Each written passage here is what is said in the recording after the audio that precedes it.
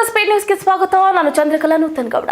ದರ್ಶನ್ ಬಗ್ಗೆ ನಿಜ ಹೇಳ್ತೀನಿ, ನನ್ನನ್ನು ಬಿಟ್ಬಿಡಿ ಅಂತಿದ್ದಾರೆ ಪ್ರದೋಷ್. ಸತ್ಯ ಹೇಳ್ತೀನಿ, ನನ್ನ ಕ್ಷಮಿಸಿ ಅಂತ ಅರ್ಜಿ ಸಲ್ಲಿಸಿದ ಪ್ರದೋಷ್.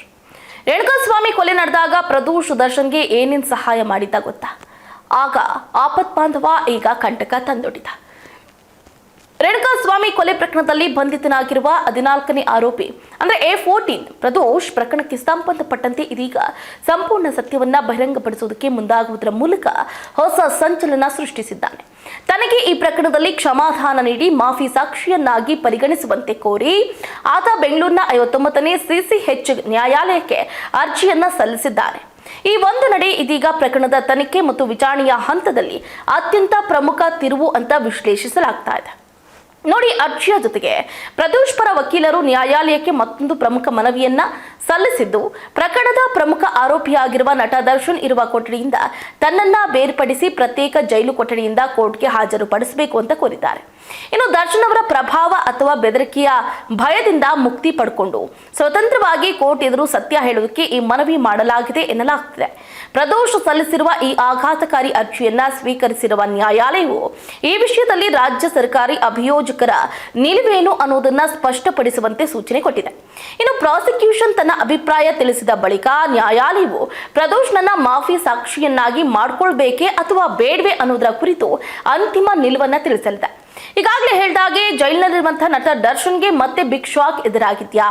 ಜೊತೆಯಲ್ಲಿ ಇದ್ದವರಿಂದಲೇ ಕಾಟೇರನಿಗೆ ಒಂದು ಕಡೆ ದೊಡ್ಡ ಸಂಕಷ್ಟ ಎದುರಾಗ್ತಾ ಇದೆಯಾ?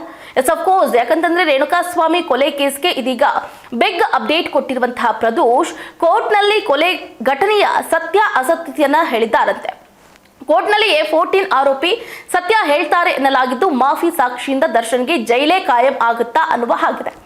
ಸೊ ಈ ಮಾಫಿ ಸಾಕ್ಷಿಯಂತೆ ಇದೀಗ ಪ್ರದೋಷ್ ಅರ್ಜಿ ಸಲ್ಲಿಸಿದ್ದು, ಸತ್ಯ ಹೇಳ್ತೀನಿ, ನನ್ನ ಕ್ಷಮಿಸ್ಬಿಡಿ ಅಂತ ಅರ್ಜಿಯನ್ನ ಹಾಕಿದ್ದು 59ನೇ CCH ಕೋರ್ಟ್ಗೆ ಪ್ರದೋಷ್ ಅರ್ಜಿಯನ್ನ ಸಲ್ಲಿಸಿರುವುದು ಬಹಳ ಒಂದು ಕಡೆ ದರ್ಶನ್ಗೆ ಭಯವನ್ನ ಉಂಟು ಮಾಡಿದೆ. ಪ್ರತ್ಯೇಕ ಕೊಠಡಿಯಿಂದ VC ಮೂಲಕ ಹಾಜರಿಗೆ ಮನವಿ ಮಾಡಿದ್ದಾರೆ. ದರ್ಶನ್ ಇರುವ ಕೊಠಡಿ ಬಿಟ್ಟು ಬೇರೆ ಕೊಠಡಿಗೆ ಮನವಿ ಕೂಡ ಮಾಡಿದ್ದಾರೆ. ಅಷ್ಟೇ ಅಲ್ಲದೆ 30 ಲಕ್ಷ ರೂಪಾಯಿ ಕೊಟ್ಟಿದ್ರಂತೆ ಪ್ರದೋಷ್. ನೋಡಿ, ಕೊಲೆ ನಂತರ ದರ್ಶನ್ ಜೊತೆಗೆ ಹಣದ ವ್ಯವಹಾರ ಮಾಡಿರುವ ಆರೋಪವು ಪ್ರದೋಷ್ ಮೇಲಿದ್ದು, ಕೊಲೆ ಆರೋಪಿಗಳ ಖರ್ಚಿಗೆ 30 ಲಕ್ಷ ರೂಪಾಯಿ ಹಣವನ್ನ ನೀಡಲಾಗಿತ್ತು. ಪ್ರದೋಷ್ ಗಿರಿನಗರ ನಿವಾಸದಿಂದ ಹಣ ತಂದಿದ್ದ. ಆರೋಪಿಗಳು ಭಯಪಟ್ಟಾಗ ಪ್ರದೋಷ್ ಅವರನ್ನೆಲ್ಲ ದರ್ಶನ್ ಭೇಟಿ ಮಾಡಿಸಿದ್ದ ಆರೋಪವೂ ಇದೆ. ಸರೆಂಡರ್ ಆಗೋ ಆರೋಪಿಗಳನ್ನ ಮೈಸೂರಿನಲ್ಲಿ ಭೇಟಿ ಮಾಡಿಸಿದ್ದ ಪ್ರದೋಷ್ ಬಳಿಕ ಆರೋಪಿಗಳನ್ನ ಕಾಮಾಕ್ಷಿಪಾಳ್ಯ ಠಾಣೆಗೆ ಸರೆಂಡರ್ ಮಾಡಿಸಿದ್ದ. ಒಟ್ಟಾರೆಯಾಗಿ ಹೇಳುವುದಾದ್ರೆ, ಒಂದು ಕಡೆ ಮಾಫಿ ಸಾಕ್ಷಿ ಆಗಿಸುವಂತೆ A14 ಪ್ರದೋಷ್ ಅರ್ಜಿ ಸಲ್ಲಿಸಿದ್ದು, ಸತ್ಯ ಹೇಳ್ತೀನಿ ಅಂತ ಈಗ 59ನೇ CCH ಕೋರ್ಟ್ಗೆ ಮೊರೆ ಹೋಗಿದ್ದು, ಪ್ರತ್ಯೇಕ ಕೊಠಡಿಯಿಂದ VC ಮೂಲಕ ಹಾಜರಿಗೆ ಮನವಿ ಮಾಡಿದ್ದು, ದರ್ಶನ್ ಇರುವಂತಹ ಕೊಠಡಿ ಬಿಟ್ಟು ನನಗೆ ಬೇರೆ ಕೊಠಡಿ ಕೊಡಿ ಅಂತ ಕೇಳಿರುವುದು ಎಲ್ಲೋ ಒಂದು ಕಡೆ ದರ್ಶನ್ಗೆ ಕಂಟಕವನ್ನ ತಂದೊಡ್ತಾ ಅನ್ನುವಂತಹ ಪ್ರಶ್ನೆ ಉದ್ಭವ ಆಗ್ತಾ ಇದೆ. ವೀಕ್ಷಕರೇ, ಇದೀಗ ಜೊತೆಯಲ್ಲಿ ಇದ್ದವರೇ ದರ್ಶನ್ಗೆ ಇದೀಗ ಬೆನ್ನಿಗೆ ಚೂರಿ ಹಾಕುವಂತಹ ಕೆಲಸವನ್ನ ಮಾಡ್ತಾ ಇದ್ದಾರೆ. ಈ ವಿಷಯಕ್ಕೆ ಸಂಬಂಧಪಟ್ಟಂತೆ ನಿಮ್ಮ ಅಭಿಪ್ರಾಯ ಏನು ಅನ್ನೋದನ್ನು ಕೂಡ ತಿಳಿಸಬಹುದಾಗಿದೆ. ಇದಾಗುತ್ತೆ ಇವರೆಗಿನ ಅಪ್ಡೇಟ್ಸ್. ನೋಡ್ತಾ ಇರಿ ಸ್ಪೀಡ್ ನ್ಯೂಸ್, ನಿಮ್ಮದು ವೇಗ ನಮ್ಮದು.